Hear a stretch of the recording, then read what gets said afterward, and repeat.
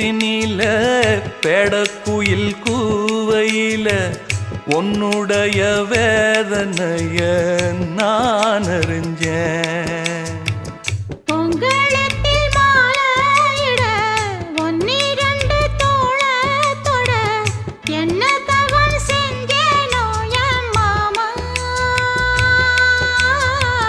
வண்ணக்கிளி கையத்தொட சின்ன சின்ன கோலமிட உள்ள மட்டும் வழியே நானே